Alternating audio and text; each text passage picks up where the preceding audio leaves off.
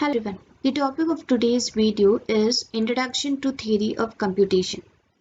The theory of computation tries to answer following questions.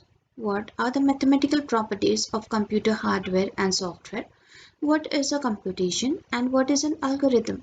Can we give rigorous mathematical definitions of these notions? What are the limitations of computer? Can everything be computed? As in the end of this course, we'll see that the answer to this question is no. Everything cannot be computed by the computers.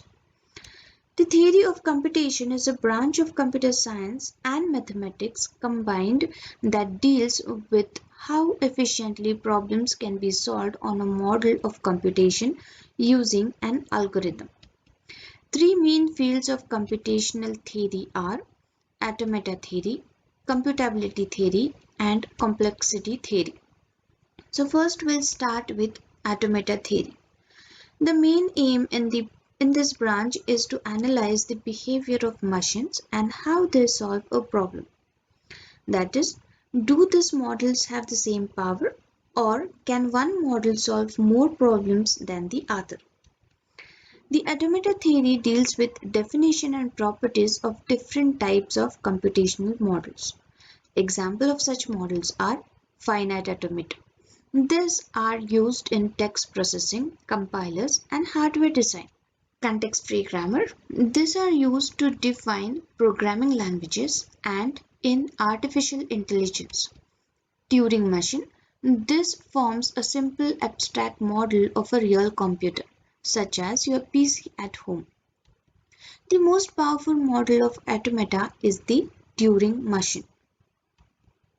Uses of finite automata are software for designing and checking the behavior of digital circuits, the lexical analyzer of a typical compiler, that is the compiler component that breaks the input text into logical units such as identifiers, keywords, and punctuations. Software for scanning large bodies of text such as collections of web pages to find occurrences of words, phrases, or other patterns. Software for verifying systems of all types that have a finite number of distinct states such as communication protocols or the protocols for secure exchange of information.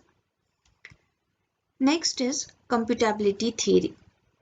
The theoretical model that were proposed in order to understand solvable and unsolvable problems lead to the development of the real computers.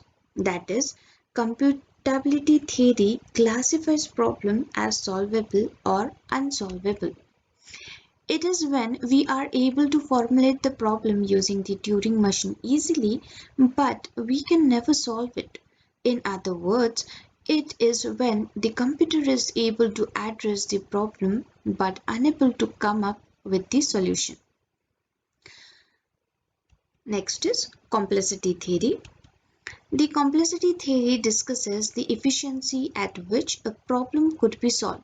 This is done considering two major aspects, time complexity and space complexity, which are the measures of the number of steps needed to analyze and solve the problems, and thus determining the memory space needed to solve a problem. In order to predetermine the space and time that will be needed, computer scientists linked these two factors to the amount of input that was received, as the time and space needed to increase linearly as the amount of input increases. The main question which is asked by the complexity theory is what makes a problem computationally hard and the other problems easy? Informally, a problem is called easy if it is efficiently solvable.